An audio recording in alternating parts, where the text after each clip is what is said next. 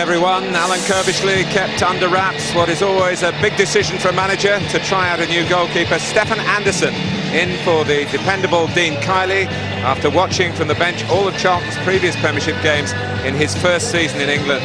Paul Konchesky has sat it out with the Danish goalkeeper plenty of times, but he's also on the pitch today after suspension. Regular left-back Herman Ryderson won't play a game this season. Luke Young reverts to right-back, Radostin Kishishev to the middle and midfield, with Brian Hughes making way.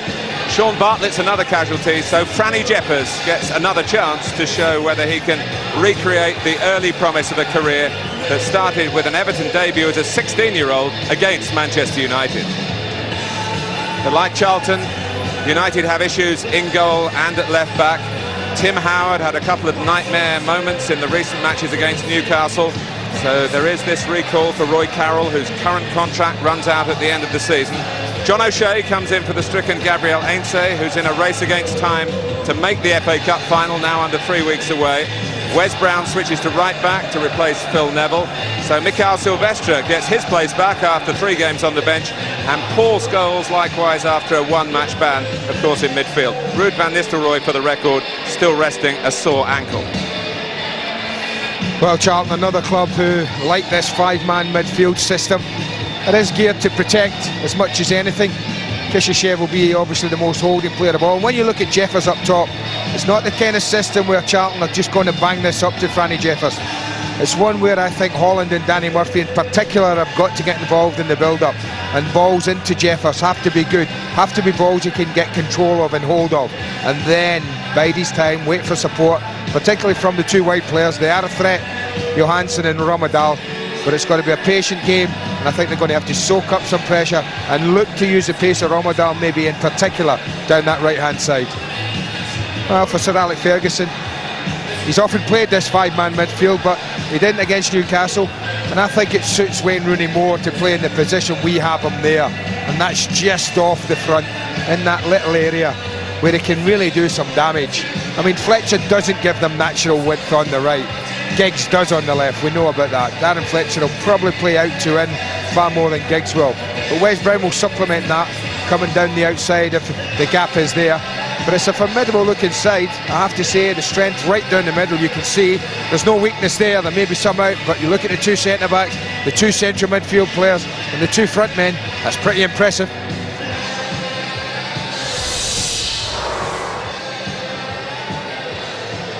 Well, the supporters here basking in very nice weather for a bank holiday weekend. Not quite so nice for the players, given Charlton's previous Premiership record against Manchester United.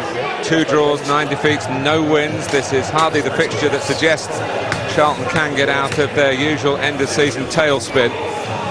But they've got Stefan Andersson there.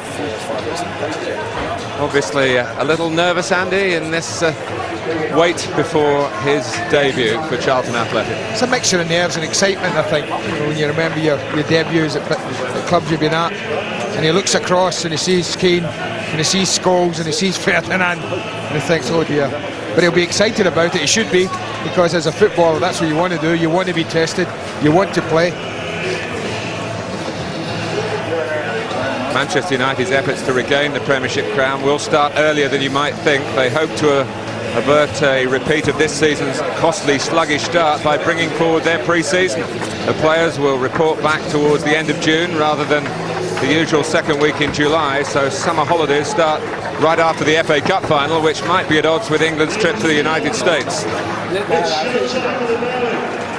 welcome your 2 teams onto the pitch for today's Premiership action. It's Manchester United.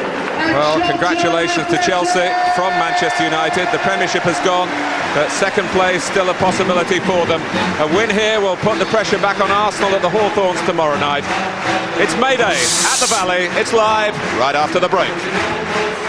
The boys this afternoon, let's hear you. It's a Super Sunday at the Valley with Charlton Athletic and Manchester United, who have got 2nd place in their sights.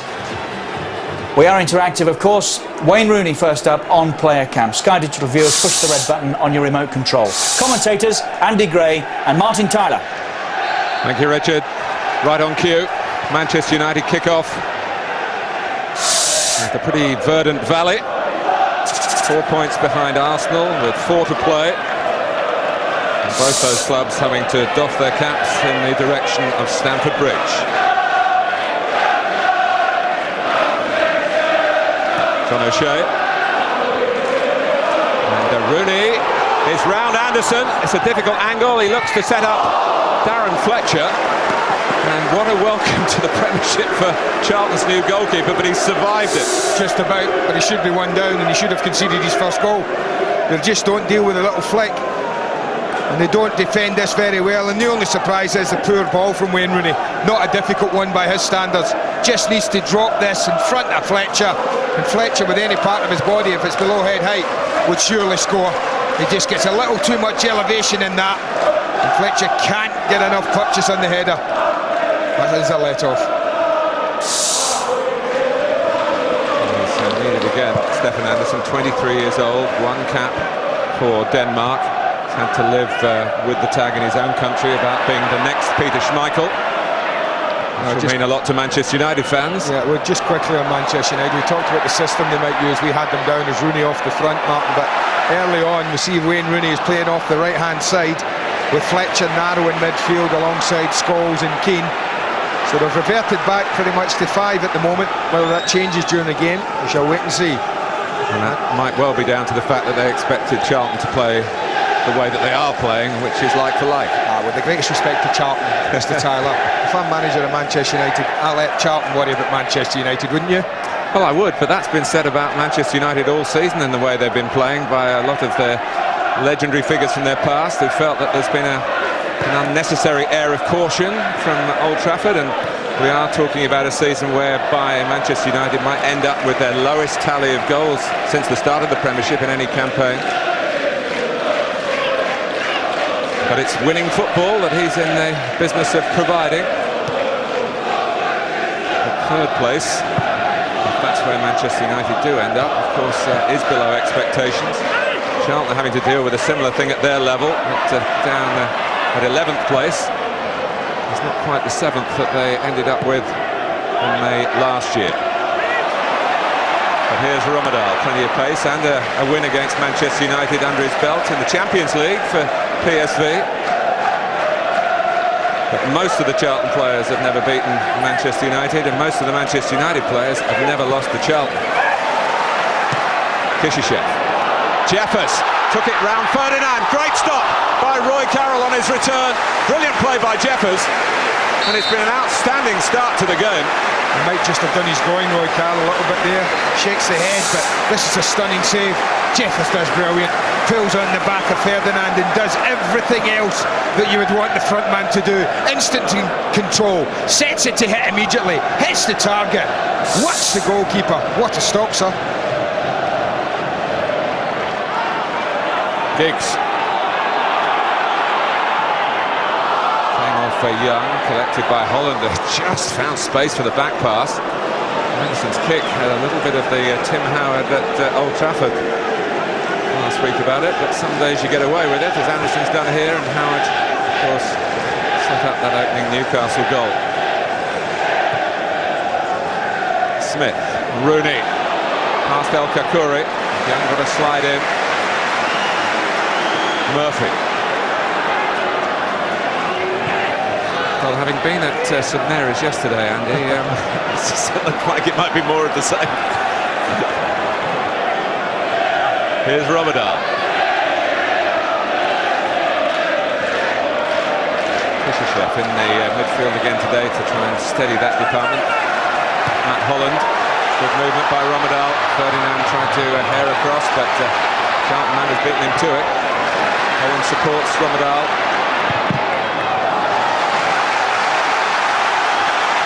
Well, both sides quick out of the traps. Young.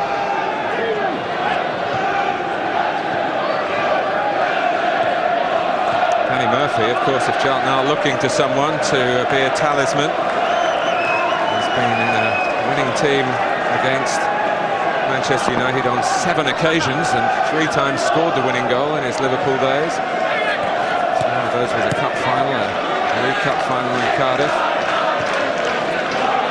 So he'll be relishing it today. you see there, Giggs on the right-hand side. Obviously, Giggs and Rooney getting the jobs off. If they find themselves either side, it doesn't matter. You see Rooney going to close the ball down from the left. But definitely both Rooney and Giggs will play from the wide areas. And this is where I think when Rooney has to chase back like this and start from wide positions, I don't think he gets in enough at the other end, quick enough. Well, just to back up what we were debating a moment or two ago, Andy, Manchester United haven't scored a goal in their last 3 away Premiership games. And they've lost the last 2 at Norwich and at Everton. Through no fault of Rooney's, I must say, at Everton he was tremendous. There goes Johansson. Brown had tracked him. Prior to that they drew 0-0 at Crystal Palace, just to complete that set of rather surprising statistics from a club with a gung-ho reputation like Manchester United. But for Roy Carroll, they might have needed a goal here even to be level in the game, to keep out a very lively effort from Franny Jeffers, as Tim Howard sitting it out today. Quentin Fortune looking as though it's something in an eye. Silvestre, who you would have thought would have been a possible candidate to play at left-back, but has been saying that he's forgotten how to play the position. Came to England wanting to play as a centre-back, and that's where Simon Ferguson has used him primarily. That's where he is today. But you look at it, and they've changed the goalkeeper. They moved Brown to right-back. Sylvester's come back in, O'Shea's in. There's only one, Rio Ferdinand, playing in the same position as that back 5. Awesome. Yeah. And that's been part of the problem, I think, for Manchester United.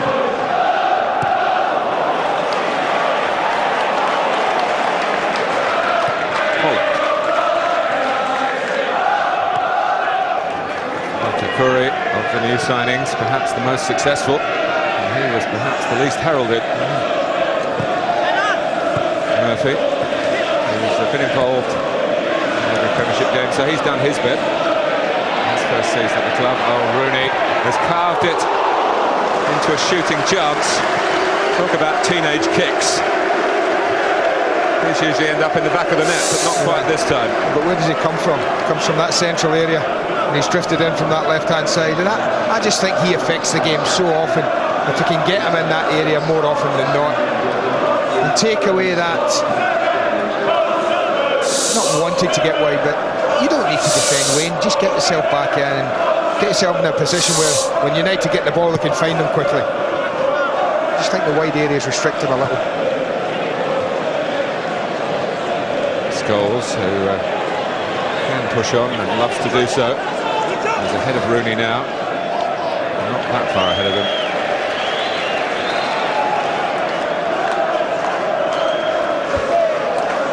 And we were talking about the wide players, but is it because they need to have a midfield player either side of Roy Keane centrally at this stage of Roy's career?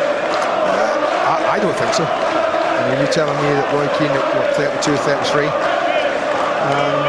you know, obviously the manager feels that this system suits them. They've played it so often this year, but I certainly don't think a quartet of midfield players with Roy Keane in the middle alongside Paul Scholes would be found wanting in too many games. Dermot Gallagher, incidentally, is the referee.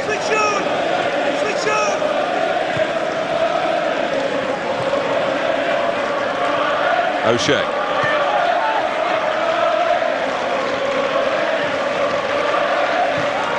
Trying to link up with Scholes. It could lay off by Jeffers.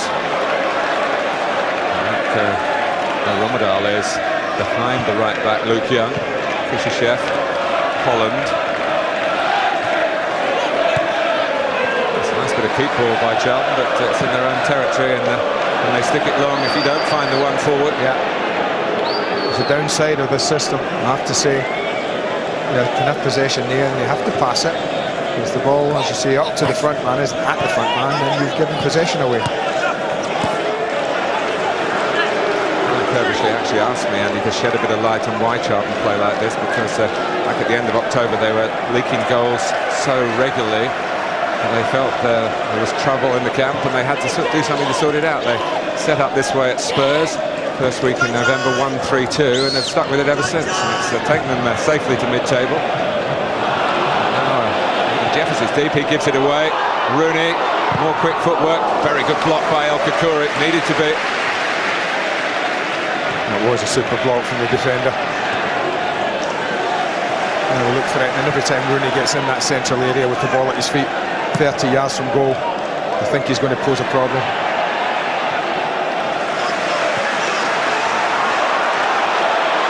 Franceschi trying to get Charlton forward. Already had some scares, but they've already nearly scored themselves.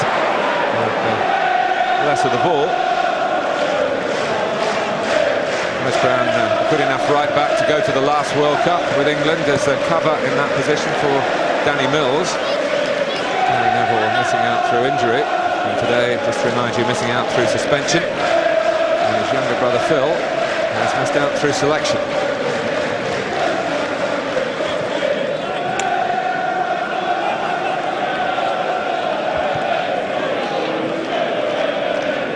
Fortune. Stefan Anderson's actually lost his position as Denmark's #2 goalkeeper because he hasn't played for Charlton this season. Young. Holland. Kishishev. Fletcher coming across and stealing it away from Luke Young. On from Keane to Rooney. Clip it over the head of El Kakuri. It's almost there for Ryan Giggs.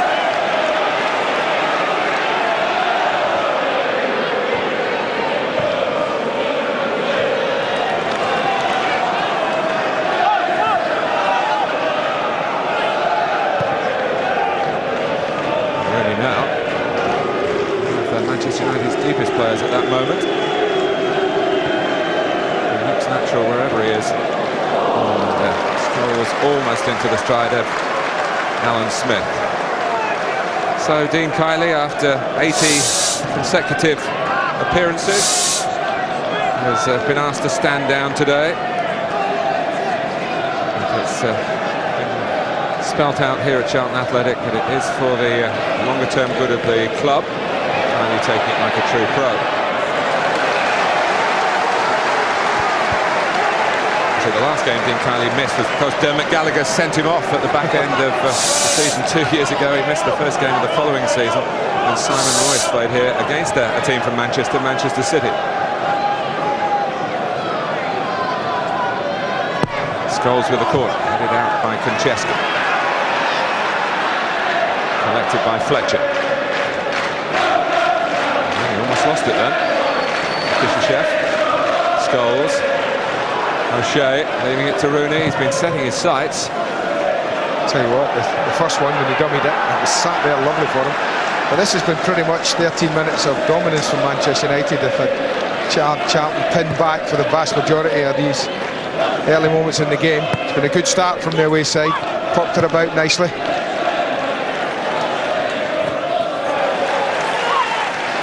Curry drawn out of the centre, but getting his challenge in on Alan Smith. Louis Saha is unfit as well, so it's a chance for Smith to get his game going. He had injuries at the start of the year, in fact hasn't scored in 2005. That's Rooney going in, asking for a corner, but he's not going to get it. Yeah, Matt Holland just does enough.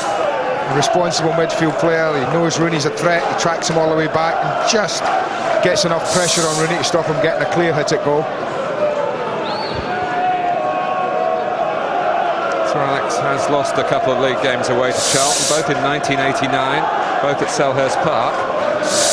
Charlton's last victory at the Valley over United was in 1955, and 50-year waits can come to an end, as they would tell you in another part of London.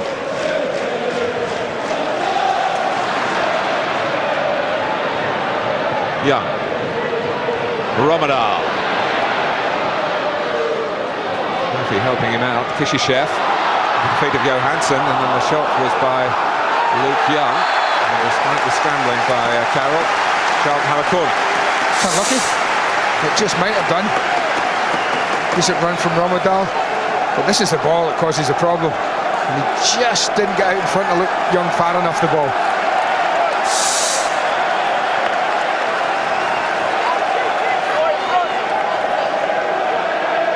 At the quarter of an hour mark. A corner for Charlton Athletic.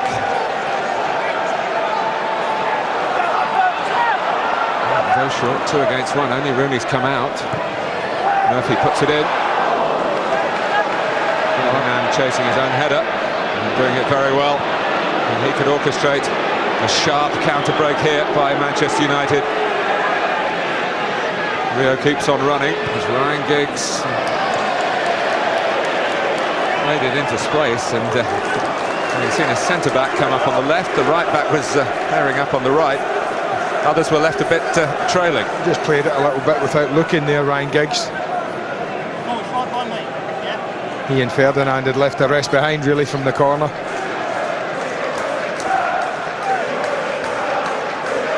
Now, those who do the football stats for the coaches, Andy, they'll tell you that you are at risk when you have a corner.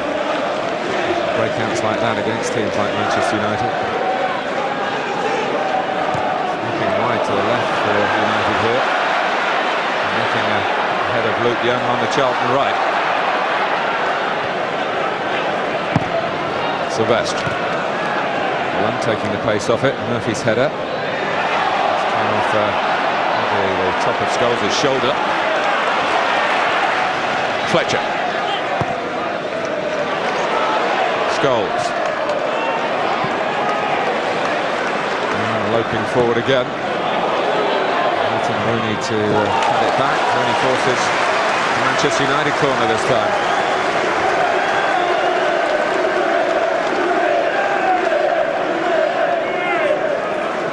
Charlton to crowd their own penalty area, which gives United licence to send up the boys from the back. Of course, Wes Brown had his first Premiership goal a week ago.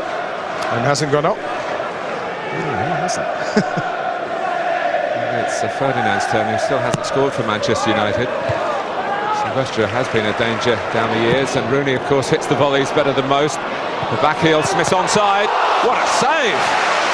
Stefan Andersson announces himself to keep out a stunned Alan Smith.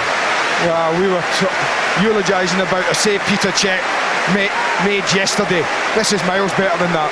I can't tell you what a save that is. From this sort of distance and that sort of power, he's got absolutely no right to keep that out.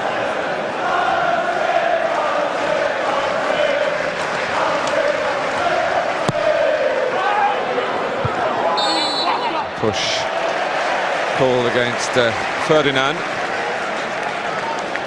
I mean, you were there at that game yesterday with the 7 goals, and Anthony Amy made a great save from Charlton. But that was a header, and it was an instinctive save. But this is a fully hit shot from 6 yards out, and it's on the goalkeeper. And so that is a reaction save. You do need a little bit of luck, but what a stop from the lad!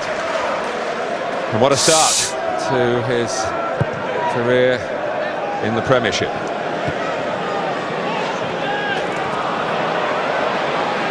Kishishev.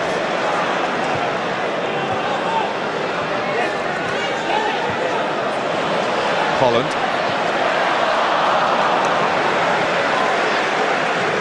Keane. Trying to assess the right pass, and that was almost it.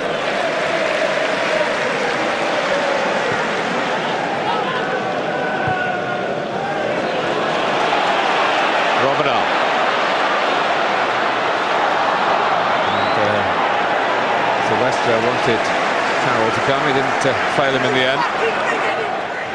Every now and then, Charlton, with the pace that they've got in their ranks, put Manchester United on their back foot, but for the most part, the team that is pressing for the extra rewards that you get for coming second rather than third have been dictating the shape of the game, but they still haven't got their away goals tally going again, and that is simply down to Stefan Andersson. Last away goal they scored, they didn't score really, it was a Richard Dunn own goal, you remember, at the City of Manchester Stadium, Andy, in the Manchester Derby back in February. Here we are now in May. Well, he comes from the land of Hans Christian Andersen. I don't know whether we're going to see a fairy tale here, but it was a fantastic stop.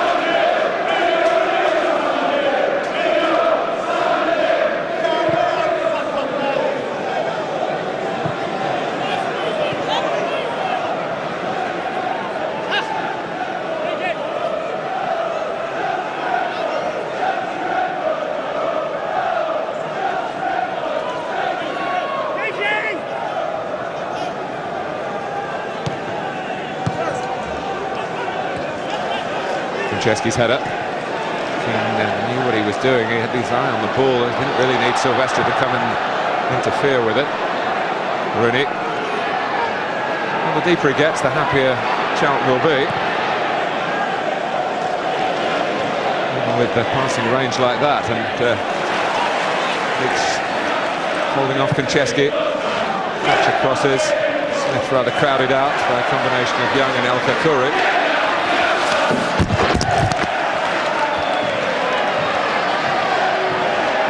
Might be getting a bill from our technical department, Alan Smith, for maiming a microphone. I don't think the FA can charge you for that. That's Romadal, and the flag has gone up against Jonathan Johansson.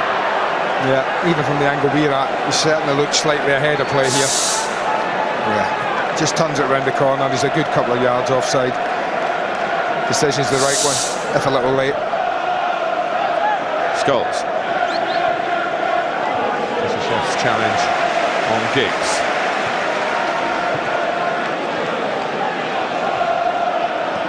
This is where United have done quite well. They've pressed Charlton as high up the pitch as they possibly can, almost saying, well, if you knock it long, we're happy that you do that, because 8 times out of 10 we're going to pick it up and come straight back at you. And that's been a problem for Charlton from deep areas, keeping possession of the ball. Fletcher. Brown.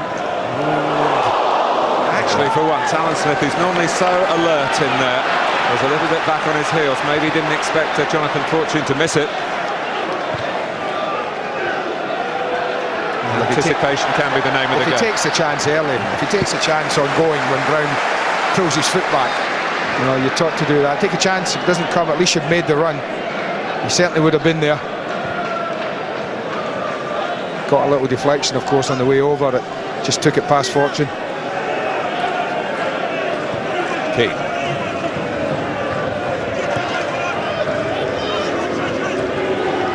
Ferdinand, of course, no stranger to South London.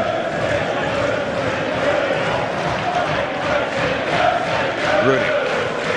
No stranger to Fanny Jeffers, though, having a matey chat before the game.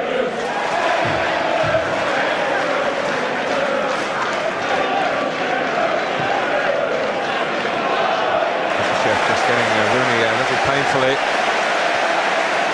That hurt Wayne Rooney. He does have a lot of strapping around the ankles as a precautionary measure, and maybe that's just helped him out there, because seemed to be around the Achilles tendon. That's very generous. Normally the ball's only played out, and it just got a twist on it there, actually. Rather than an impact injury, it was make you more worried. That's when you can just tweak a ligament or two and it folds underneath you like that. Some weight comes down on it. Rob Swire doing the repairing. Well, have a look at this, and this is actually real time. This is exactly how it happened, what the goalkeeper would or would not have seen. But just watch this. Amazing.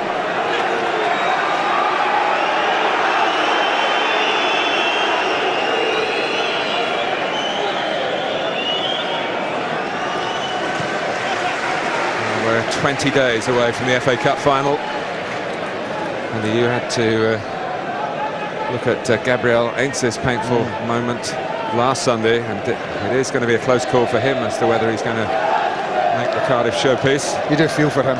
We talk about consistency of performance and level of performance. He's been right up there with the best Manchester United players this season. It would be tragic for him if he doesn't make it. Rooney, the other, as Gordon McQueen has said, he feels he's been the pick of the bunch. He has been, certainly where the strikers are concerned. And they wouldn't want to take any chances on Wayne Rooney's fitness at the moment, Manchester United. So they'll probably give him 5 minutes or so, 10 minutes, and then if he's okay, then carry on. Oh, and it's Paul Scholes who did make a run of anticipation and gets his reward for it. No, Anderson's done it again. Well, that's when we talk about taking a chance, because the pass shouldn't reach Paul Scholes, but he doesn't know that. He just thinks it might. The only surprise here is he hasn't scored. Yes, it's a good save, but this young lad doesn't usually miss. Young lad, I always say that when I see him. He's never changed in 10 years. This lad doesn't miss things like that normally. Giggs with the corner. Flew off the head of Fortune. Totally controlled, volleyed back by Giggs. Steered away by Kishyshev. Charlton trying to push out.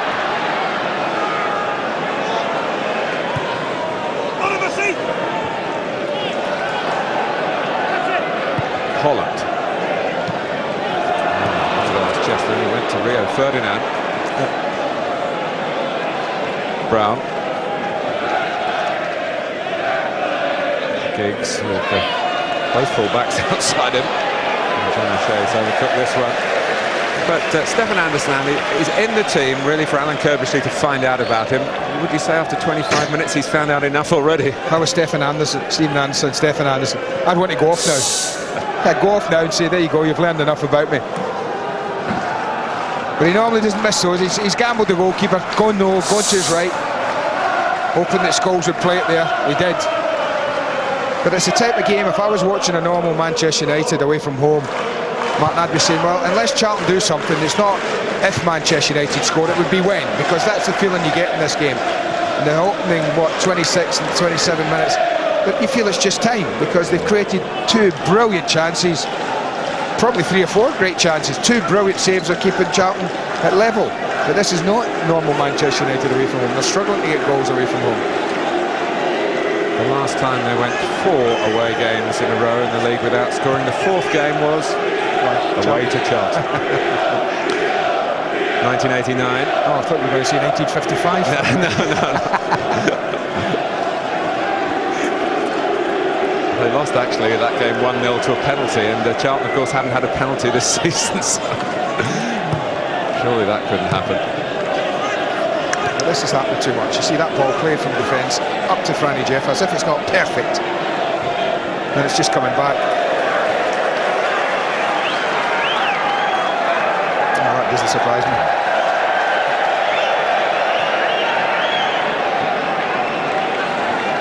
Having to play this like an away game in front of fans, some of whom have been a bit critical of the recent results, the usual end of season tailspin it seems at this club. So much effort goes into getting to the 40 points and beyond, and they were rather spoilt here I think by 7th place last season.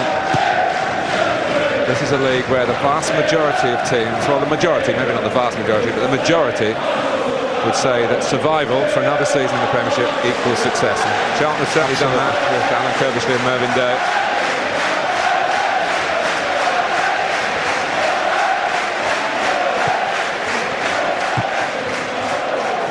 But it is rather one-way traffic. The team in black, which I think is what Manchester United are going to wear in the cup final, after the toss for shirts with Arsenal.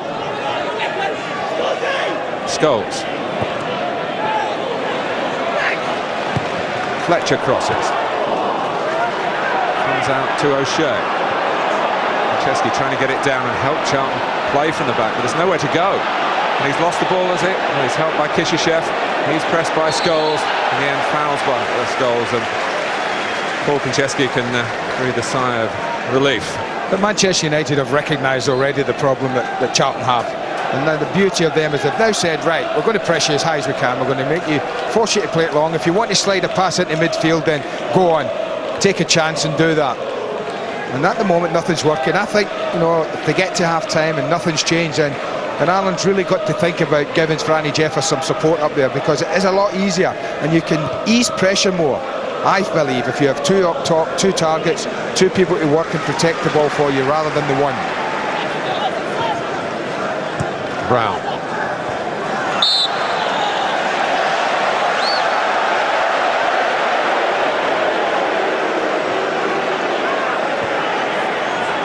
Kishyshev isn't over-impressed with Rooney, but they're probably trying to sort it out between the two of them as the game goes on. It's still going on. But, I think it's ended peacefully enough. Any little knock he gets in that ankle today, Wayne Rooney, he'll be letting whoever gives him a little knock. No.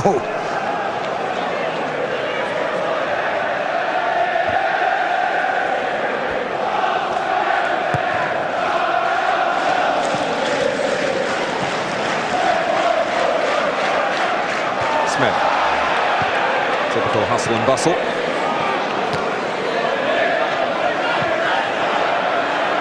Keane, pressed by Holland. Sylvester taking his time. No panic from Manchester United. Maybe a bit of good luck at the end. They very nearly were guilty of overplaying.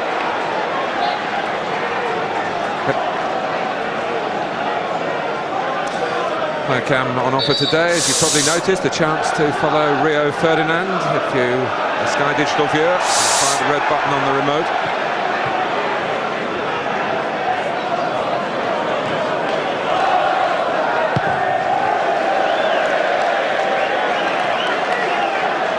And it's out of harm's way. And Anderson's kick. They paid £600,000 for him from AB of Copenhagen. Charlton, and at the moment that's looking pretty good value. Well, if those two saves moved them up one place alone, and it's worth almost 600,000 transfer paid for. Yes, to do that today, of course they have to win the game, which would be a first in the Premiership for Charlton against Manchester United. Brown, Fletcher.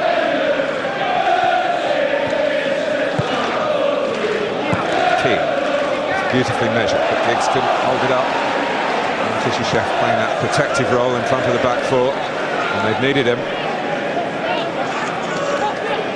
Responsible player who has captained his country, Bulgaria. Fletcher, of course, captain Scotland. Well, this is always happening at the moment. Just turning, whacking it as far as they can, whether it goes out of play or whether it goes straight down the pitch. It's just coming back. Manchester United have been absolutely dominant in this respect, territorially, possession. And yet again, no, Sir Alex Ferguson is watching his team struggle to put a goal on the board.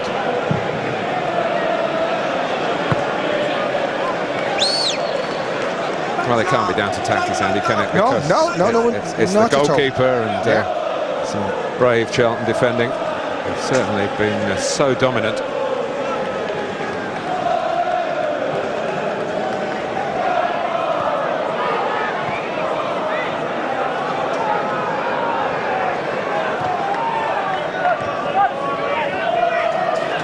O'Shea.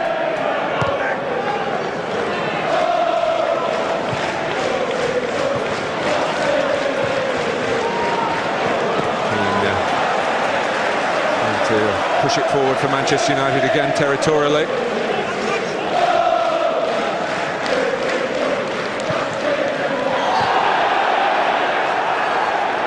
Well, he didn't need to deal with that actually, El Kakuri. Smith wants a free kick, he's going to get a corner instead. But when the ball skipped past Alan Smith, he could have just let it go for a goal kick.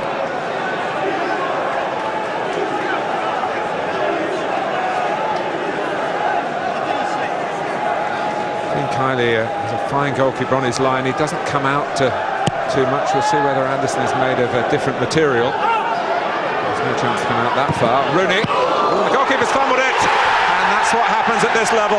Paul Scholes pounces. And Manchester United finally get a breakthrough that's certainly been on the cards. Well, they've just not been able to deal with Rooney in this sort of area. He's fired off shot after shot, he's threatened everything, but when he wanders away out there, you have to believe that at some time the ball's going to go to him. These balls do move, we know that, we see it here. You watch this doesn't become a bread and butter save. Balls moving all over the place. But that top predator, always on the sniff, always on the lookout for something like this. And suddenly a glorious debut. That's what happens. Well, there's another twist to what has been the main story, really.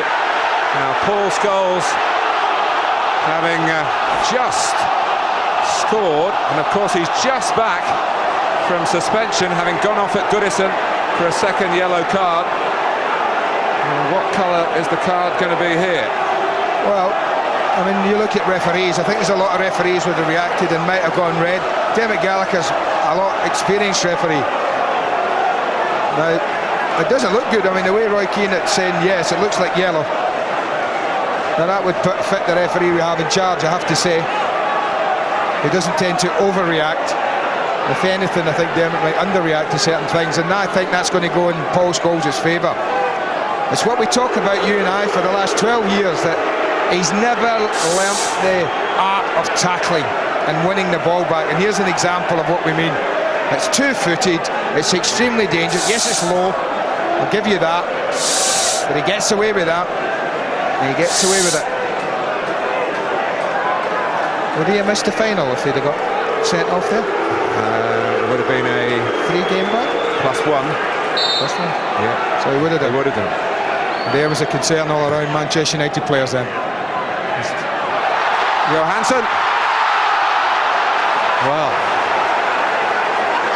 we've had a goal. We've had probably a lucky escape for one of the Manchester United star players and the goal scorer, and then a lucky escape for Manchester United defensively. They're on the attack again with Smith, and that's Rooney, and Anderson has come up with another great stop from Wayne Rooney. Well, unfortunately, the nature of the business this young lad's involved in is that you can make half a dozen great saves. He's made 3 already today, and I mean great saves, and this is another one. Right out the top drawer, brilliant instinctive save, fantastic reactions. But the one thing everyone's going to remember at half-time is his error. It's a nightmare. That's goalkeeping for you. And just to go back to Paul Scholes, El Kakuri, who's on the pitch here, did get sent off against West Bromwich Albion. There's something pretty similar. Yeah, you're right. Well, that's what I mean about the lucky the referee, I think. When you look at referees, and I look at them every time I come and do a live game, who's in charge, because you know how they're going to react. Dermot does. He doesn't overreact, underreacts at times, is what I said. And that's certainly benefited Paul Scholes this afternoon, no doubt about it.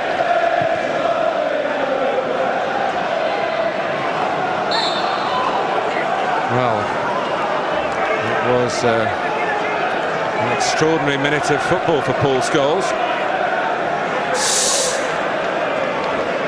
I'm a little surprised at Francis Jeffers, and the reason I am there, he knows all about Rooney. And now, instead of showing him inside to have the shot, I think Franny Jeffers should have been saying, go on son, go down the outside onto your left foot, and if you get a shot in from there it might be better. He showed him inside, Rooney accepted, and United took the lead. Ball by Kishishev and Fletcher. Brown.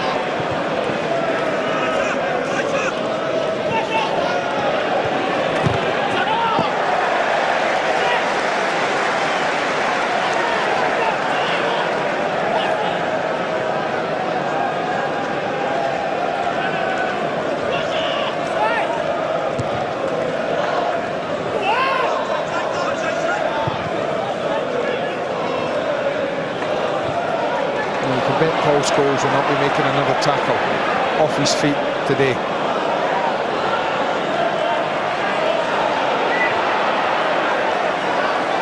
Young. Yes, again, you see this time and time again. Pressure on him, right back, he's got nowhere to go.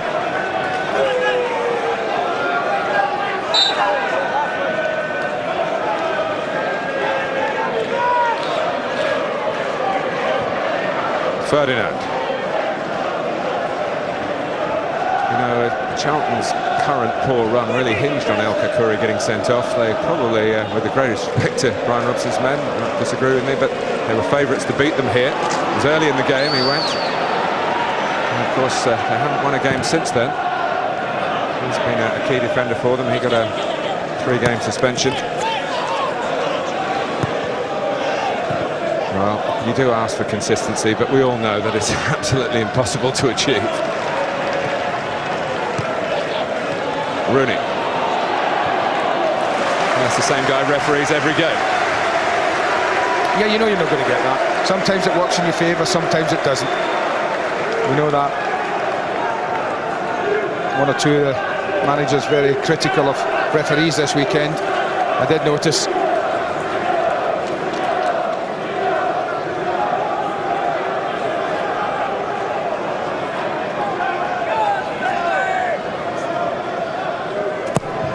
Giggs for the corner, dealt with by Kishishev by the near post.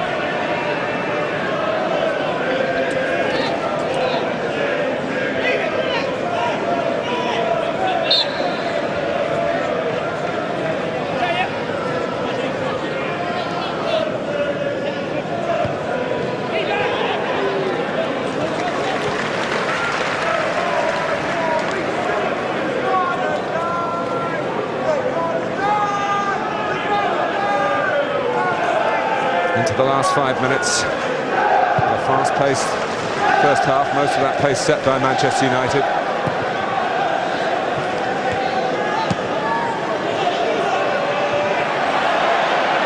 Jeffers. That was about all that was on for him, and he knew it.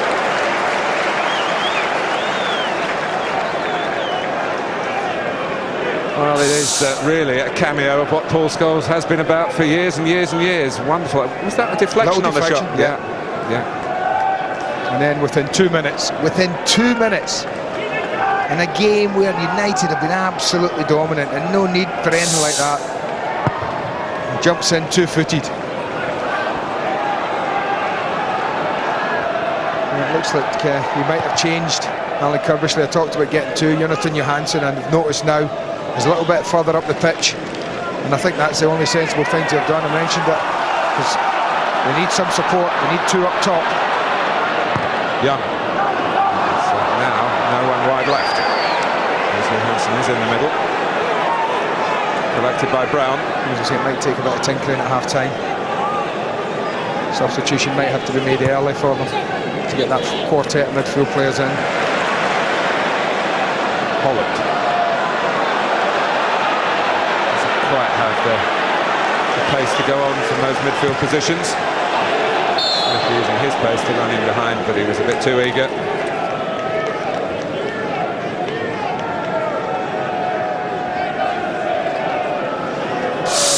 Well, Monday Night Football has a big bearing on what Manchester United are all about at the moment. The battle for second place, the current second team. Arsenal are at the Hawthorns. And of course, it is a big bearing on the bottom of the table as well with West Bromwich Albion.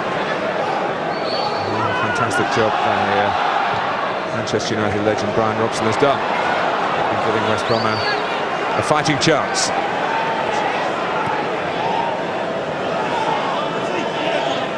Key. Giggs. Almost for Scholes, but Dermot Gallagher has actually blown to pull it back for a foul on Giggs. It's the kind of game and the kind of half where Manchester United don't want half-time. They want to play the 90 minutes out at the moment because they're just so much on top, enjoying having the ball so much of this game.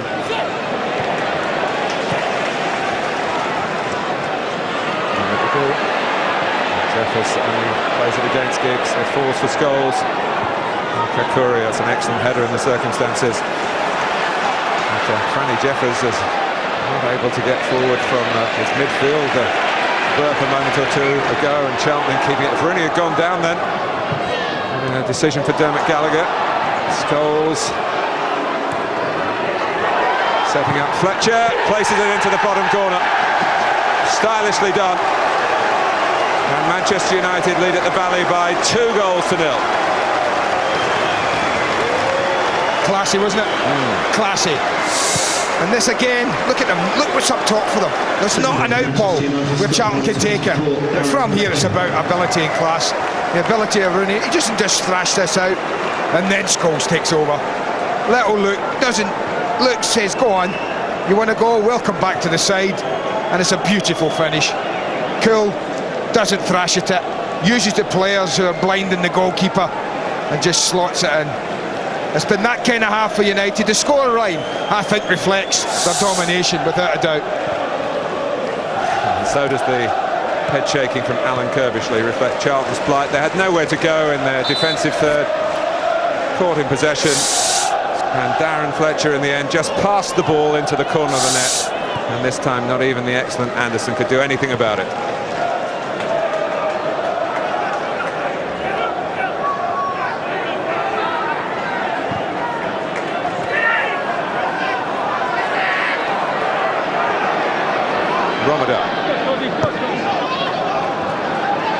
Murphy.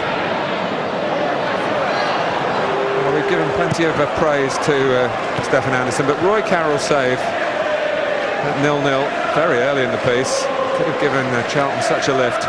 Franny Jeffers thrashed it, having outwitted Rio Ferdinand. It might have done. I mean, we just feel the way this has been for Manchester United, the dominance they have, that they would have got back on terms sometime. But, you know, first goals in a game that you've never won, the Premiership. Charlton have played and started like a side who know all about the Premiership record against this team. It's awful. And United have played like a side who know they've got 9 wins against them in 11 Premiership matches. And what you do find generally in the Premiership, Andy, the teams that score first rarely lose. And Manchester United, we've still got it in our diaries, haven't we? November 2001, when Paul Scholes gave them the lead at Highbury. Yeah, right, I remember it. And they lost that game 3-1. But when they score first, they invariably win. And despite some excellent saves on his debut from the young man from Denmark, Stefan Andersen, Manchester United have scored twice here to end a barren sequence of their own away from home. Scholes with the first, when the goalkeeper for once couldn't hold it, and then a beautifully steered finish by Darren Fletcher set up to really add to Manchester United's control here at the Valley. They lead by 2-0. United cruising. Gordon McQueen, the former Manchester United defender, our guest here this afternoon. Well, he scored, and then within 2 minutes he was in trouble, Paul Scholes. Gordon's thoughts on that and United's lead when we come back here on Sky Sports 1. Gordon McQueen, our guest this afternoon. Stefan Andersen, Gordon, we didn't know anything about prior to this game. We do now. One fabulous save, and unfortunately, I suppose it sums up the life of a goalkeeper. Little fumble that leads to Manchester United. One sensational save and a few other very good saves, and maybe a little bit unfortunate with the goal. This is the stop. It's breathtaking, isn't it? It's just absolutely fabulous. I mean, we never knew a lot about him before the game. Now, he's practically done enough in this first half to earn a contract here at the Valley. Obviously a bit to go. He's got plenty of work to do, right enough, because Charlton have been absolutely desperate at Manchester United. Yeah, Manchester United's attacking play has been absolutely tremendous, but you're looking at a team here that's just, well, they've just been a mess in the first half, to tell you the truth. Manchester United absolutely. Having seen him make that save and the others you've mentioned, well, there's a little deflection here. There's a tiny little deflection, and of course the goalkeepers will tell you, or the goalkeeping coaches, our ball moves a bit, these balls when you hit the mark, and then that one did move a bit, so he's a little bit unfortunate here. See, it takes a little deflection off there, off the sole of the player, the heel of the player, moves a little bit. But he's got gloves on like shovels, so the ball moves around a bit. So what? That's what they practice with all week, isn't it? But it's difficult. I know that I'm in the goalkeepers union, but he gets punished for it anyway, so all of a sudden we're thinking there's a certainty for a 5-year contract here at the Valley, and all of a sudden the second thoughts about him, you know. 2-0 from Fletcher right on half-time was, well, harsh on Charlton? No, harsh, not at all. It should be 4 or 5. Manchester United have absolutely murdered them. I mean, Scholes does really well here. Check out, change of direction. What about this for Fletcher? I mean, that's just a firm pass into the bottom of the net. I suppose I didn't mean so much on the balance of play, but right on half-time like this, you feel for the team conceding, don't you? Well, it doesn't matter. I mean, there should have been more goals down than that anyway, regardless whether it's 4th minute or 44th minute they concede the goal. But it's a beautiful finish with Dan Fletcher. He just picks his spot and a right firm pass into the bottom corner. Andersen, no chance. 9 times out of 10, would Paul Scholes have seen a red card, not yellow today? I think he's been a little bit unfortunate. Obviously going to send it off last week as well at Goodison, and I think he's a little bit fortunate here. Why he's done this, I do not know. I mean, there's absolutely no question. It's two-footed, it's dangerous, and I really think if his feet had been off the ground any height at all, he would have been a certainty to go. Charlton fans down below us here in this studio going absolutely cuckoo. They thought he should have been sent off, and I'll tell you what, he's maybe lucky that he wasn't. And having been sent off last week, that would have been 3 games plus the one for last. That was 4, and he would have missed the FA Cup final. So he's a lucky boy, Paul Scholes. They scored Manchester United's opener. Fletcher got the second. United lead by 2-0 at half-time. Charlton have been in awful form of late. Have they got it in them to come back? We'll find out next. Bank holiday Monday tomorrow, of course, amongst the programme we have available. 11 o'clock, Sky Sports 1, Soccer Extra. It's followed at 4:30 by the Conference Playoff semi-final first leg between Stevenage and Hereford United. And the Monday night football tomorrow, starting at 7, features West Brom and Arsenal. Charlton, as we've mentioned once or twice this past season, have been celebrating their centenary this year. 1 or 2 presentations this afternoon. Richard Rufus, you've just seen, Colin Powell and Steve Brown there for the best ever season of 2000, and Mark Kinsella, as he became known latterly towards the end of his career here, for the best ever midfield player at Charlton. It was the same player, wasn't it? What, Mark Kinsella? Yes, it was Mark Kinsella. Good little midfield player as well. I don't know what he was winning there, but well done to him He anyway. was winning best ever midfield player at Charlton. Well done. Did I say Colin? Chris Powell, I should have said, of course, as well. 2-0 to Manchester United. Can you see any other outcome? Well, Manchester United win. He's got to get his thinking cap on, Alan Kirby, so they've got to try and stop Rooney somewhere. We gave him the big build-up before the game, and you wonder, that's why, when you watch the first half, we did give him the big build-up. It was absolutely fantastic. This fella had a great chance in the first half. Jeffers, great effort at goal, never scored.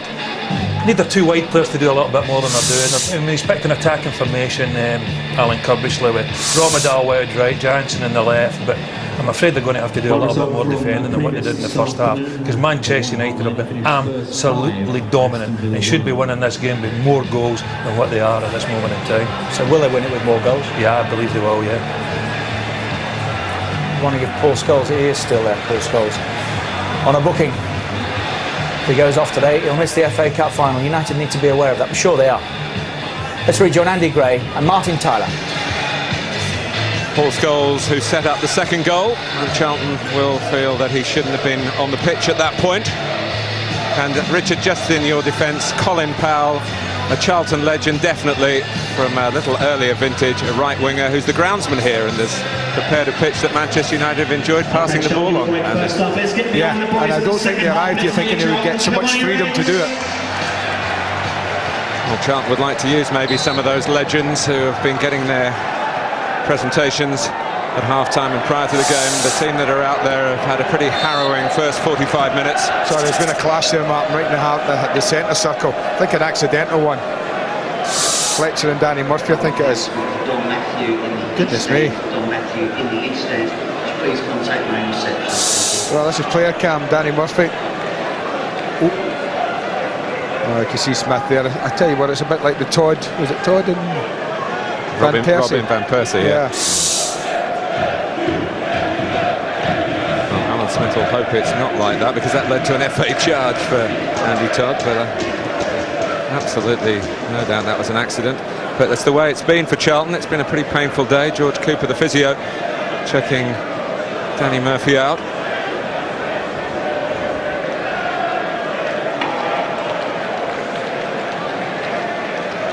Attention please, this is a security announcement. Please ensure that you will take personal items with you to all sides. Any items left unattended will be removed. Mentioned in the first half that Manchester United on course to have their lowest ever total of goals in the Premiership season. That's 64 last season. They've now got 52 with half a game here to go and maybe a few chances to come. And then of course home to West Brom, home to Chelsea, and away to Southampton just 6 days before the cup final. Oh, we need a pretty impressive finish then. 12 more, 3.5 games.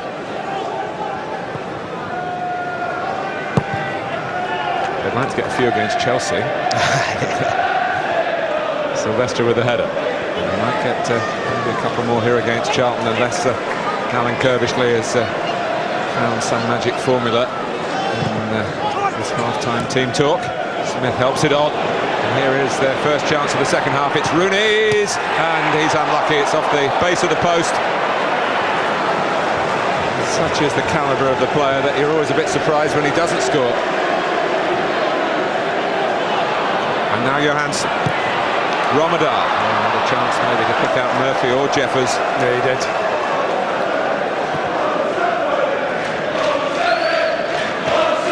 Fletcher.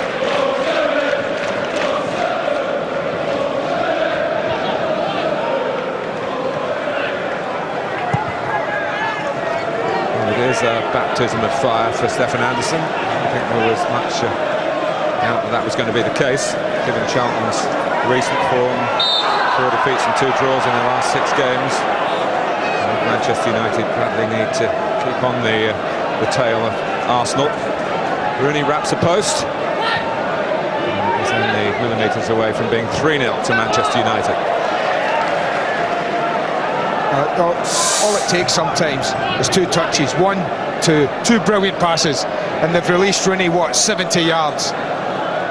He thinks he's done everything right. He picks his spot, goes across the goalkeeper. A little unlucky. Well, the Dermot Gallagher yellow card will be out again. for Roy Keane this time.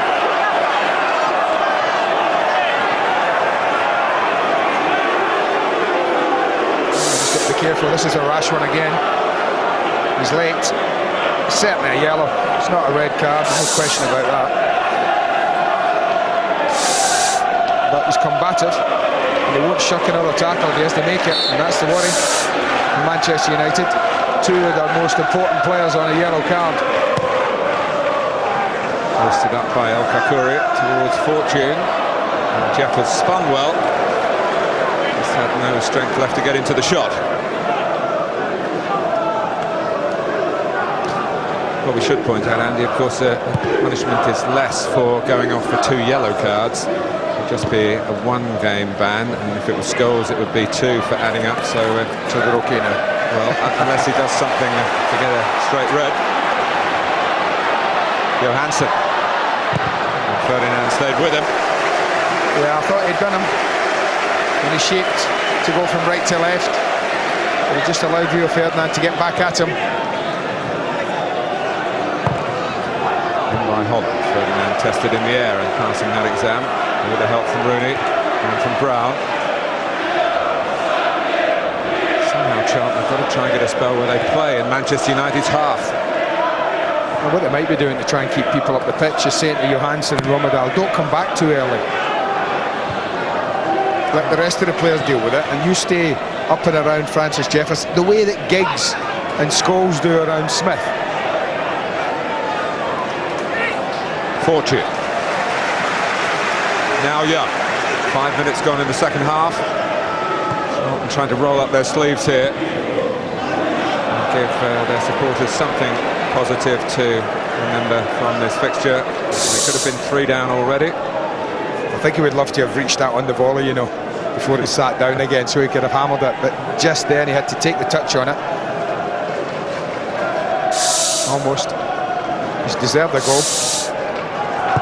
Him for the want of trying. Kakuri tight on Smith, picked up by Scholes, a touch from Giggs. Smith to Rooney.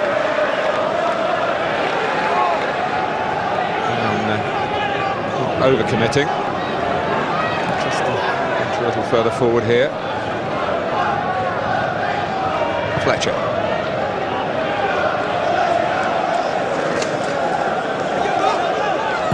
Sylvestre.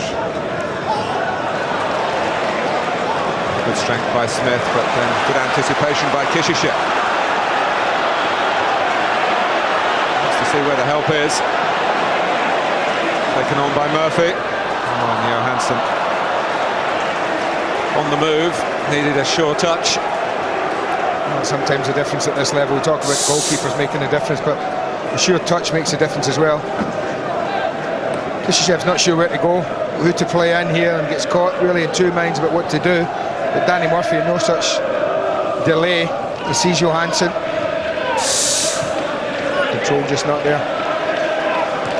Interception by Kishishev again. Johansson can turn this time. Jeffers and Romedal in the middle, trying to make sure the ball doesn't get there straight away, and then Konchesky's header only drops for Keane. And Manchester United down the years, several teams under Sir Alex Ferguson have always been geared to break in those situations, but El Kakuri with a good show of anticipation. Jeffers did his level best. And Ferdinand ended up as the boss. And he's just holding that shoulder where he landed on it. Tussle just was done. He's done quite heavily on that right side.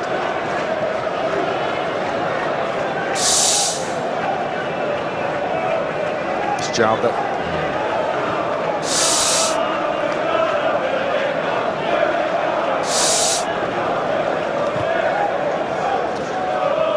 Well, Charlton found it hard enough with 11. At the moment they're down to 10.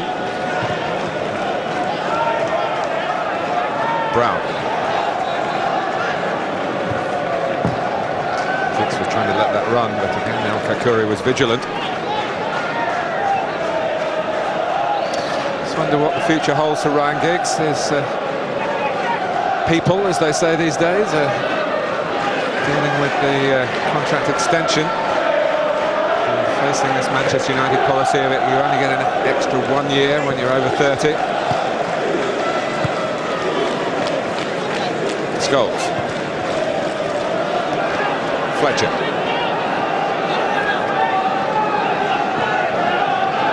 Now Ferdinand. It's really all about what ambition Manchester United have in the second half. In that comfort zone. We don't need a goal. Control the ball. Try and work Charlton around the pitch. And another one comes along great. Scholes. Brown is further forward supporting Keane.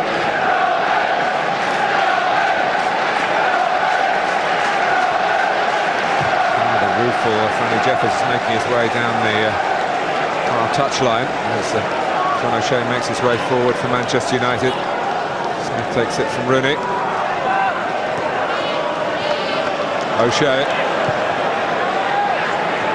Brown right in there. Scholes hoping a teammate was behind him. It was only Jonathan Fortune.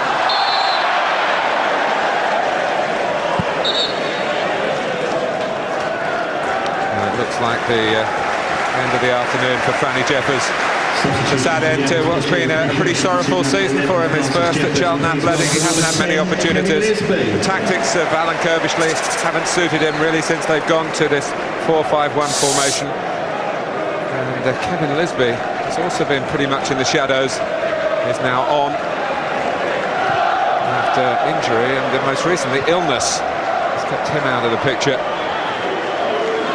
He recently got back into training. Kishishev.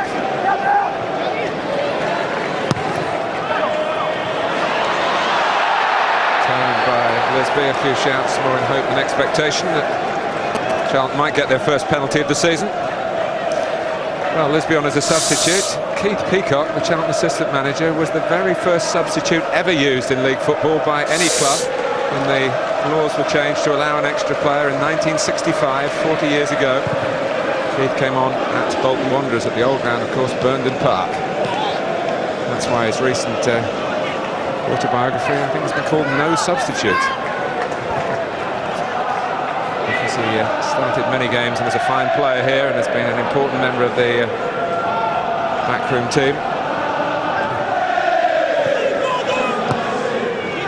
It's that sort of game for a bit of trivia, I think, Andy, isn't it? Yeah.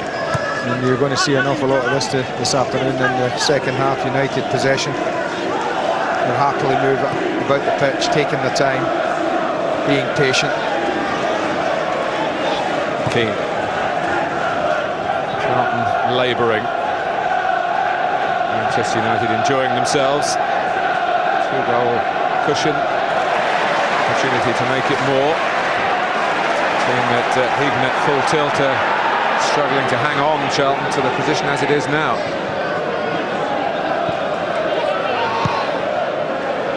Smith, who's not one to ease up and has got plenty to play for. And you don't see Wayne Rooney either slackening off. Not in the nature. I thought last Sunday, Andy, you know, if Manchester United would have okayed it, Wayne would have been out in the park with his mates, wouldn't he, for having bulged the net at Old Trafford. He could put a couple of coats down. Yeah. It's a wonderfully refreshing attitude for one so gifted. And please may he retain it throughout. I was just going to say, let's hope it doesn't change.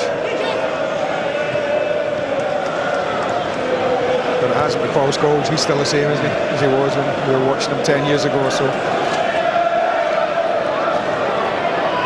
That's when he was young, Andy. I know. He doesn't look any older, does he? No, he doesn't. Keane. Ferdinand. And with Roy Keane out there will be no slacking, you can be sure, for Manchester United. Alex Ferguson has denied reports that he spotted up Roy Keane as the next Manchester United manager. He said it surely is not his place to tell the board in public. A private word, of course. That would still be a huge ask, I think, for somebody to stop playing and immediately. Even someone as powerful, if you like. Yes, I do. with a little experience of that, what that job entails at such a club. We're not talking about, you know, Rotherham or Oxford or something like that to learn the trade. We're talking about, as I've said, the richest club in the world.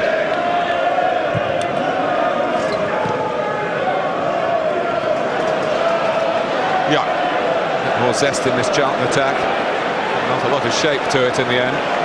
There you go, there's a little measure of Rooney. His control lost possession to Luke Young, whereas Romadal, when he lost control for the second goal, just about the position the ball's in now, sort of gave it up and never tried to get back in. Rooney's tracked all the way across the pitch with Young and won the ball back.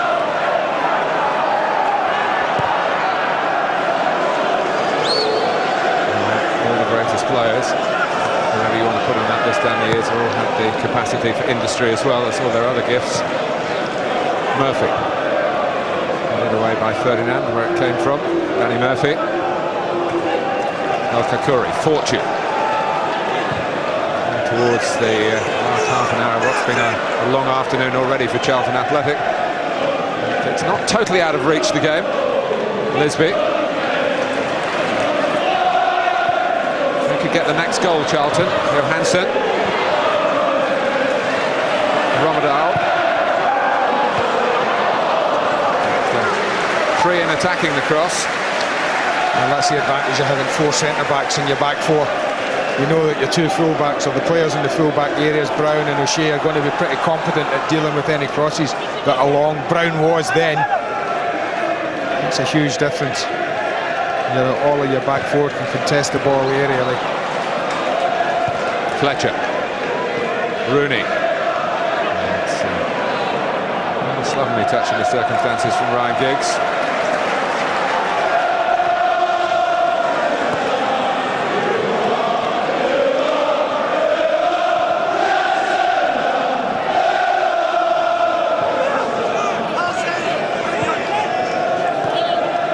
Yeah. It's Charlton getting a bit more of the ball. Holland. Fischer needed a call. Giggs for Rooney. El Kakuri is the defender. Maybe the one man that Charlton would like to have there against Wayne Rooney, but the pass is released to Giggs. Smith flicked away from him by Fortune.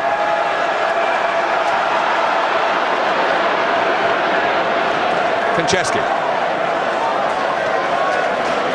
In that England game against Australia when Jeffers got a cap, and Rooney, of course, became England's youngest ever player in his debut. Murphy.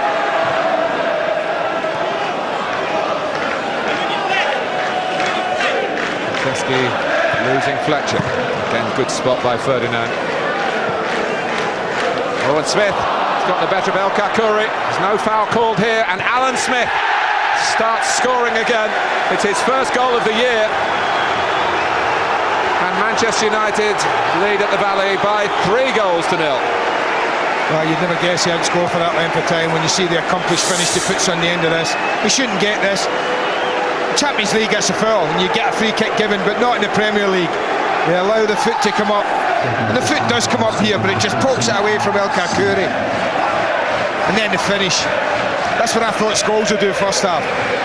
And this is not the finish of a man who's lacking in confidence. Game, set, match. No way back now for Charlton. It's just a matter of how many. Well, the Yorkshire grit for the Lancashire club in the English Premier League. And the man from Morocco didn't really have much of an answer, and he had no sympathy for him from Dermot Gallagher. You know, it's decisions that make, you know, cost you. I mean, why not just step forward into that ball and head it? You know, just head it 20 yards up the pitch, then you've got yourself set. Why waiting in it to drop and encourage Smith onto you? No idea.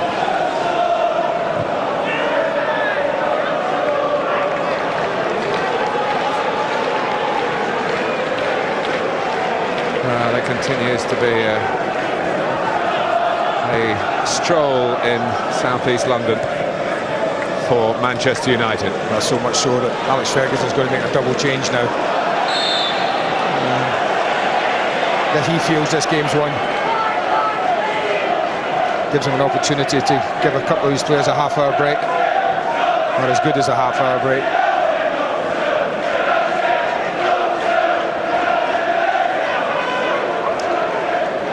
No surprise, Scholes is one of them.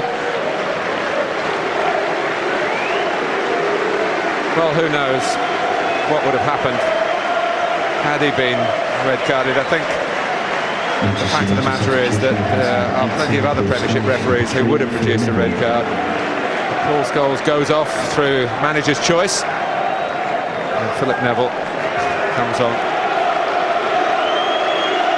It's Roy Keane, also yellow carded. Extra risk needed with the third goal going in. Number 16, Roy Keane, number 15, Leveson. Two very important players, both booked. Hookham. Leveson, I thought, did quite well when he came on last Sunday. And he's a talented player who's not had any luck with injury in his time in England. I shouldn't forget that he's a World Cup winner. Exactly. I mean, people do tend to forget that, but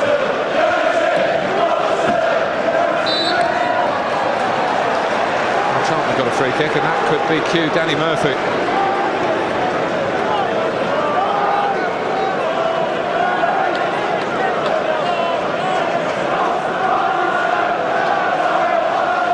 Happy memories against Manchester United. A free kick in Old Trafford in particular. Almost identical position to this. One of his 3 winners for Liverpool. Home of Manchester United, an extraordinary record.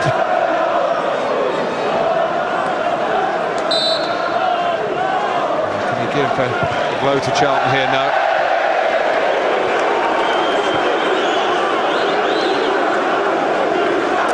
he's had such a good goal. Yeah. But what I'm saying is, as that ball's bouncing, step into it and head it. But he waits and he waits and he waits. He invites Alan Smith onto him. You know, it's poor judgment from the centre-back. Poor error. Now in the competition for places for the FA Cup final. It's a plus mark for Alan Smith. Leveson, Rooney, they've cut Charlton apart again. It's 4. And Anderson looks for cover that wasn't there. And Manchester United look again to congratulate Wayne Rooney. Well, he's been a class apart and he deserves his goal. And again, it's such an accomplished finish. It's borderline. They're looking for offside, and look at little ball round the corner, the one-touch football. Isn't that joy? I mean, just one touch, one touch, one touch. 4 or 5 one-touch passes involved here. Only took 2 to set up the finish. But he's deserved his goal, and that's, you know, goalkeepers, they always go to ground, well, the majority of the time, when you get as close. And that's why Rooney and Smith have just nicked it over him. Of course, he couldn't have gone out in the park last Sunday. He went off to get the Young Player of the Year award, didn't he? So he's, I'm sure, destined for the ultimate accolade from the players in years to come. But to do it in the same year,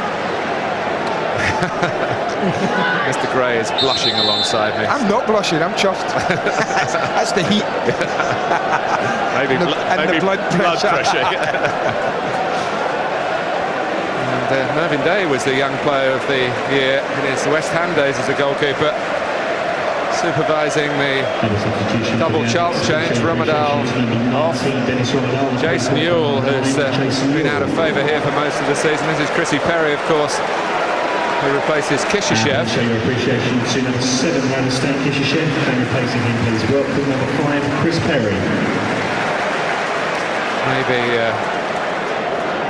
one of the centre-backs will go into midfield. Yeah, Ilka Curry's just been told to do that. Chris Perry's going to jog into the back. Ilka Curry, Danny Murphy's been pushed a little right.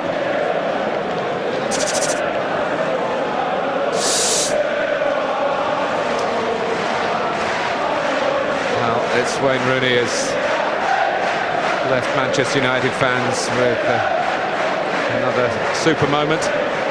And he won't want to go off. He won't have any any belief in all this protecting me for another day. Manchester United replacing number 8 when Rooney is number 25, Quinton Fortune. This fantastic 19-year-old has lit up yet another Premiership occasion, but he's given way to Quinton Fortune, who's been distinctly short of medals in his time with Manchester United. Every time a trophy seems to have come up, he's missed out for one reason or another, so he'll want to force his way into the FA Cup final picture.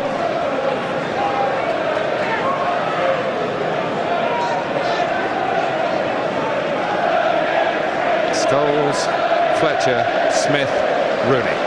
4-0 Manchester United, still more than 20 minutes to go. What away goal crisis. Yeah.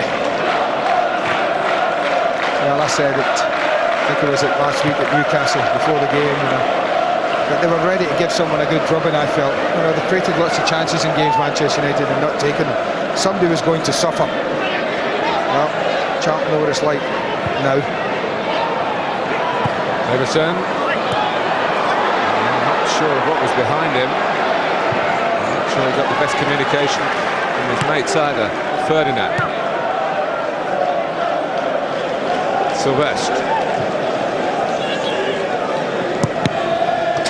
Well, it's been men and boys today, in more senses than one. Well, it's a bad time for Charlton. They're not ones to make excuses, but they missed the physical power of Sean Bartlett. Certainly, they haven't been able to hold the ball up front as Bartlett can do. Just go back more than a year, really, to Chelsea's celebrations. Scott Parker, Chelsea took him away from here, Charlton's best player. Everson trying to get there, good covering by Ewell. But he's only, even before his injury, Scotty Parker, that's cost him a Premiership medal. He was only a bit part player at Stamford Bridge. With his Parker's departure, it's never quite been the same steel in Charlton Athletic.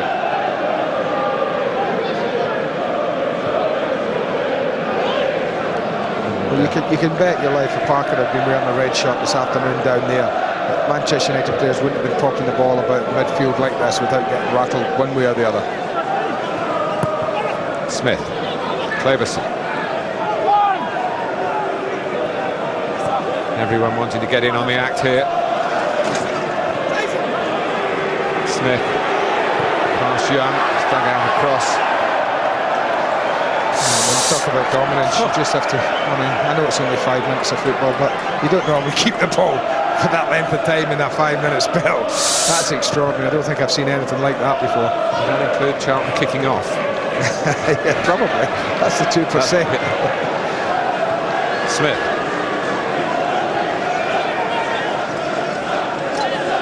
Here's O'Shea. Giggs.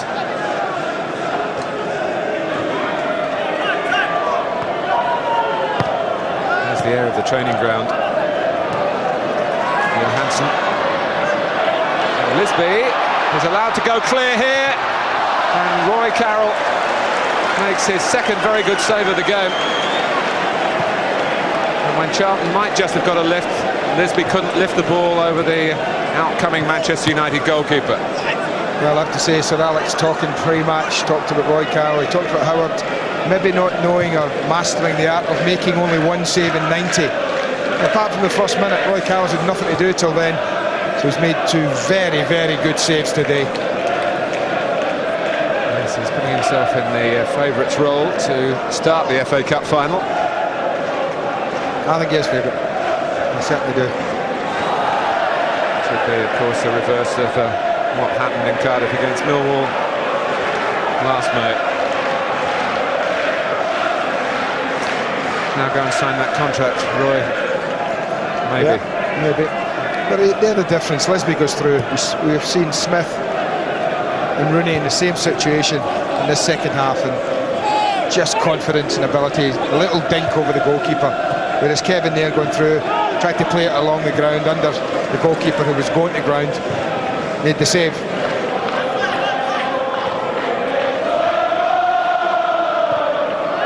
Cleverson.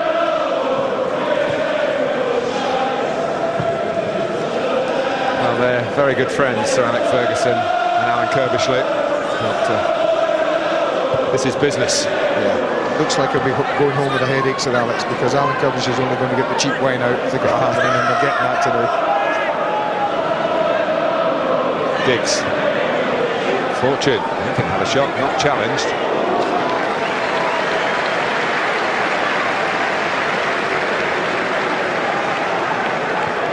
Now we see the save. Lisby's pace, it troubles teams, and he gets a chance to use it here. The borderline offside. The difference in the finishes we've seen, or the attempted finishes. This one played along the ground. You see as Carroll goes to ground, you dink it over him, then you get your goal. Hasn't scored a goal here since he completed the hat-trick against Liverpool. Gerard Houlier's Liverpool. Gerard's up on the gantry with us today, working for French television. Might have been a bit of a painful reminder as Lisby got clear then. Yeah, like, why didn't you do that against us?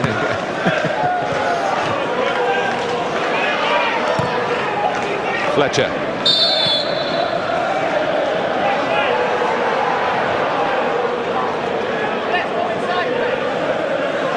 Arthur Curry now in midfield. And waiting at right back. Play at left back at Norwich last weekend. Chesney suspended, and Hyderson already picked up the injury. That's here's another player that they've missed today with a bit of physical power. Johansson, Ewell. Well, I know they've been dominant. I have to say Charlton have had at least 3 decent chances in this match. Giggs. Wait for support to arrive, Cleverson. Giggs.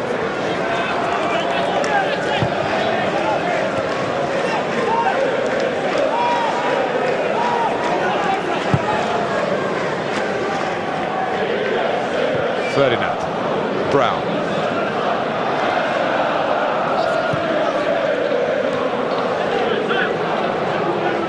And even with the chances that haven't been taken, Andy, you still feel that the only real chance Charlton had in the game was when Dermot Gallagher reached for a pocket. Yeah. If it had come out red, just 1-0 in front and half and a bit to go against 10 men now. Yeah, that's for sure. That might make a difference. A difference. Brown. Let's keep ball at the moment. I've lost track of how many passes he played.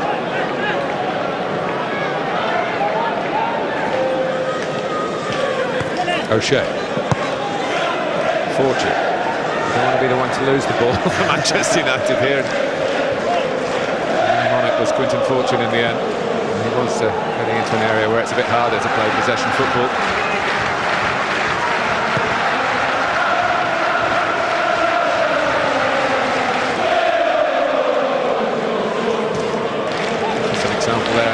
Ferdinand jumping imperiously against Jonathan Johansson.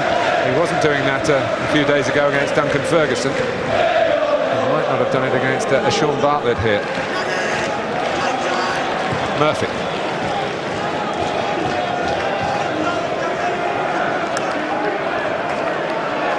No, it's one of those days Charlton players just want to see the end of this game. They know they've been second best.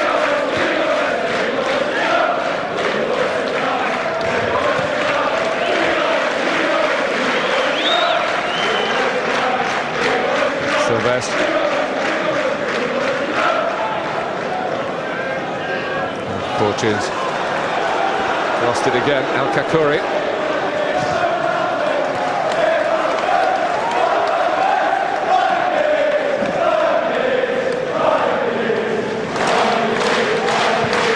Caught for choice. Sylvester with a pass. It's out Brown.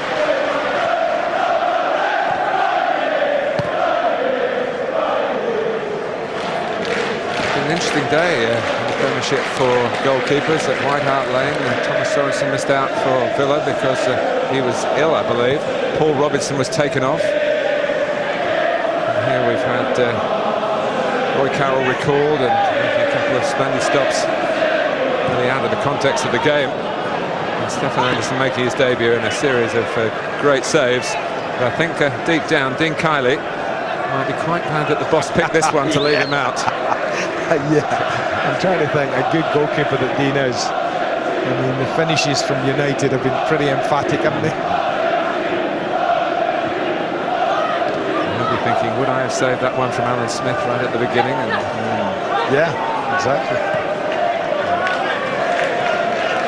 Konchesky. Served by Fletcher. Manchester United trying not to switch off clean sheets, as important to defenders as goals out of forwards. O'Shea would certainly like to see it naught up against Charlton's name at the end. Manchester United, Manchester United defensively, I think in the league have been pretty good this season. 21 goals or something, is it? You know, that's pretty good. I mean, only Chelsea makes it look bad. You know, I think that's fantastic. So defensively, you have to say that they've gotten everything pretty much right at the back, and haven't conceded anywhere near goals. It has been in that area at the other end of the pitch, and surprisingly, with a array of talent they've got there, that's where they've struggled. For what, 3 months without Van Nistelrooy? Yeah, that doesn't help you. No, absolutely not.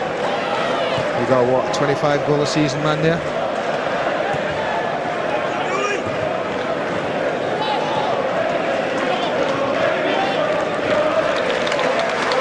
Coming towards the final 10 minutes. The result really not in doubt. At the moment, Manchester United got their second goal right on half-time. You know, this is so comfortable, I could nip down and jump in my car and get a start like you do the end yourself, mate.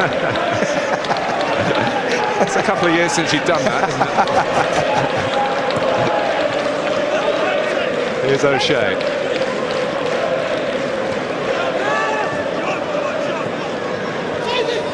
I think Gordon McQueen might want to do that after the journey he's had today. Yeah, good boy, top man. Can get here. Giggs. Smith. Now Fletcher. Oh, he just stopped playing Giggs.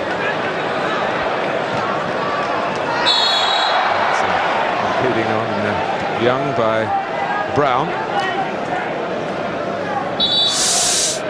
He hasn't played that much recently, Ryan Giggs, blowing a little bit towards the end of the game. That's good though. There's money in the bank for him in that respect.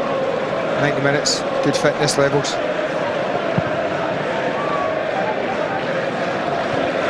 O'Shea. Fortune. Giggs. Perry's got to be strong here.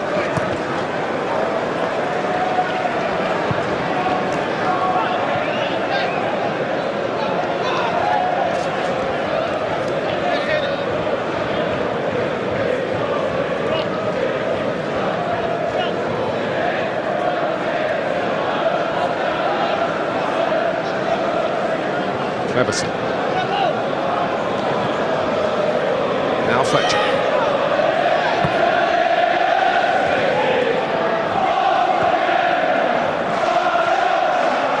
O'Shea. Smith. O'Shea picking it up again. It's behind Giggs, but Derek Gallagher is seen a foul by Fortune on John O'Shea. They'll be queuing up for this. 4-0, they'll all want a shot.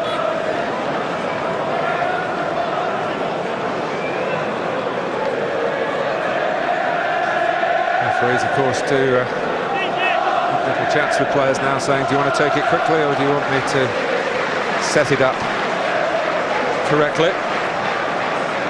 And taking the second option, Manchester United.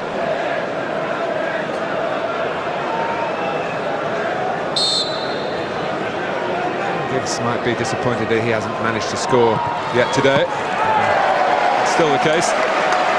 One of the easier moments for Stefan Andersson.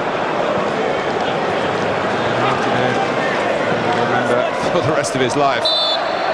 First taste of English League football.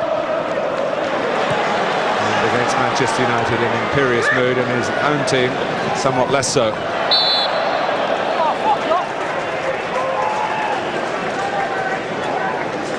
There's a lot of plaudits being handed out at this stage of the season, and we must say well done to Mick McCarthy. Absolutely, yeah. Sunderland winning the Football League. Already doing his homework for the next Premiership campaign. Trying to see one or two players he might sign to strengthen that Sunderland squad for the upgrading that always has to happen with all the promoted teams. Charlton, this is their 5th consecutive season in the top flight. You have to get through that hurdle of the first campaign back.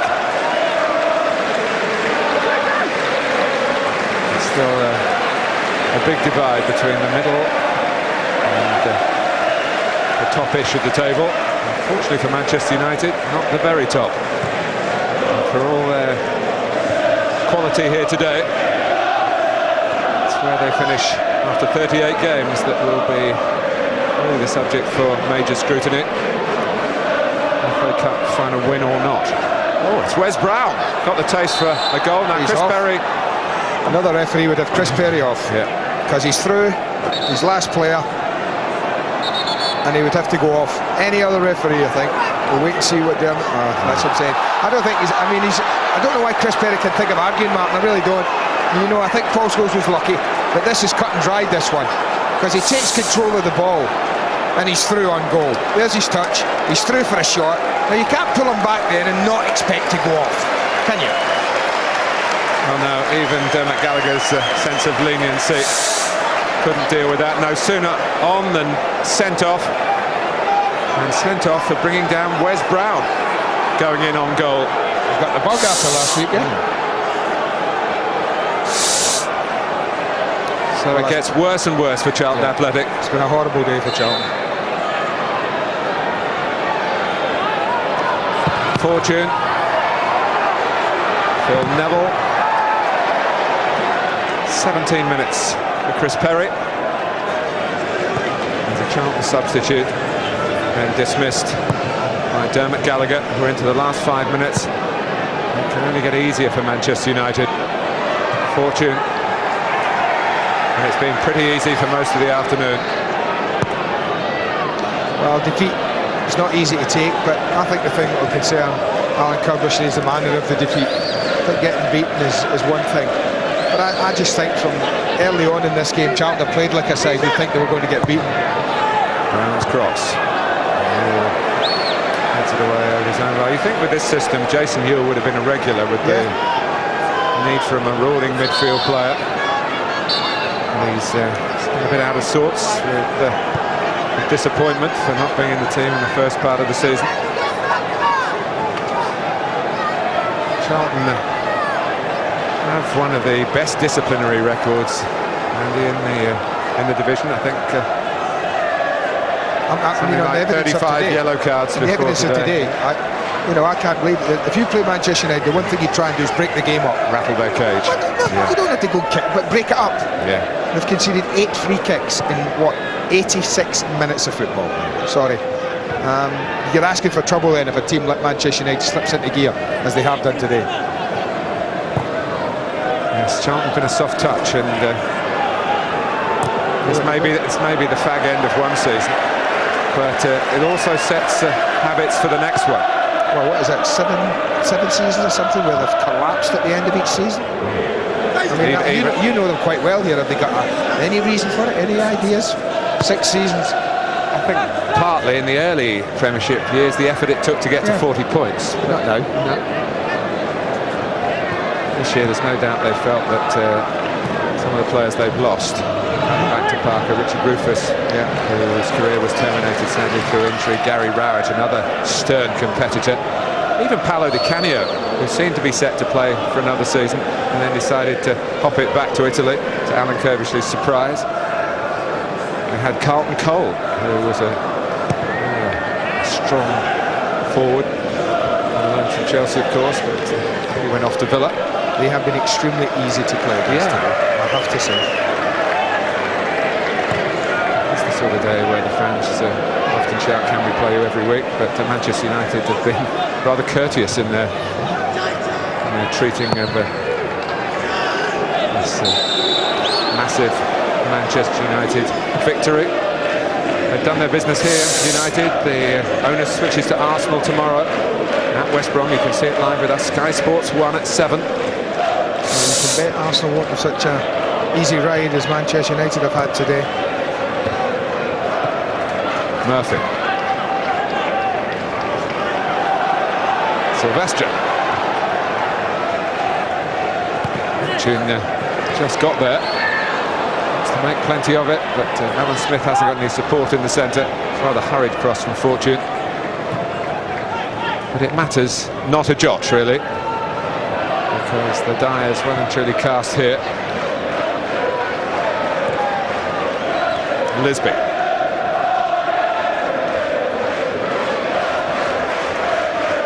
Well, assuming Chelsea beat Charlton on this evidence of today, you would be amazed if that didn't happen, or Chelsea don't lose. And do you think Sir Alex will have the notion of the first team to beat the current champions in his head on Tuesday?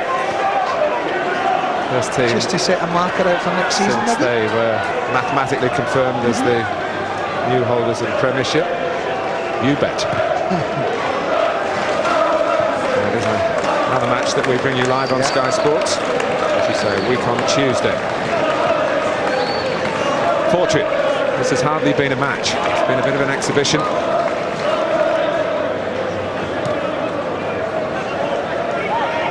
But there was that one controversial moment when Fortune and Dermot Gallagher favoured Paul Scholes and Manchester United. But it might be a case of clutching at straws for Alan Kirbishley. Well, we're going to see the time board, because the kind of day Alan Kirbishley wants to see no minutes added. It's been painful enough.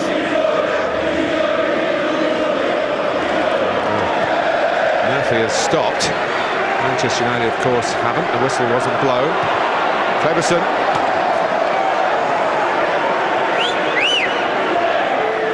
2 more minutes of torment for Charlton Athletic. 2 minutes additional time to be played.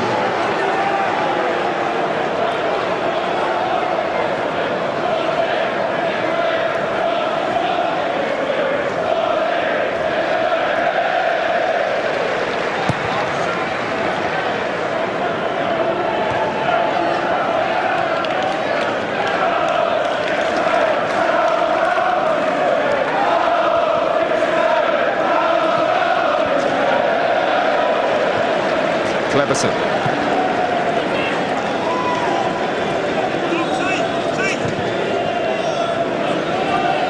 Ferdinand.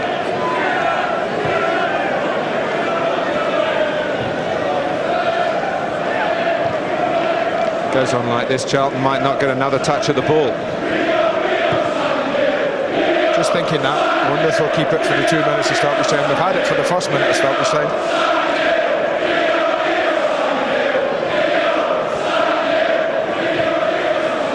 Here's Giggs from Fortune's pass. And Luke Young at least defends with some respectability there.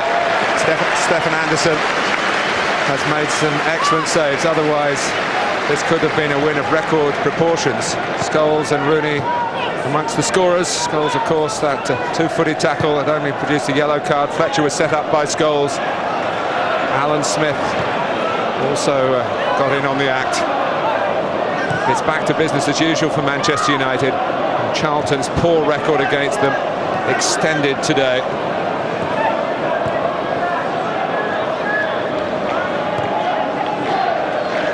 It's the first Premiership away win since February for Sir Alex Ferguson. And a huge one. Charlton 0, Manchester United 4. It's a result that leaves Charlton still at the wrong end of the table in 11th place, but no danger as a result of that. Good hiding, as it turned out. Spurs beat Aston Villa 5-1 today to take 7th place. Manchester United now 73 points, their return from 35 games played. They sit third, a point back on Arsenal, who play tomorrow night, of course. And if West Brom win that game tomorrow, they come out of the drop zone. It's a 7 o'clock start, live Monday Night Football on Sky Sports 1. And coming up next from Spain, Barcelona against Albacete. Barcelona lead La Liga by 3 points after Real Madrid's win last night.